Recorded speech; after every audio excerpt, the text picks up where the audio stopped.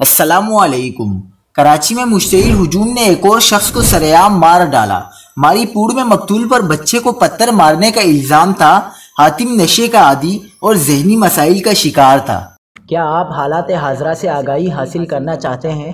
خبر کے پیچھے چھپے اصل حقائق جاننا چاہتے ہیں تو ابھی سبسکرائب کیجئے جلمل پاکستان کو اور ساتھ ہی گھنٹی کے نشان پر کلک کر دیں۔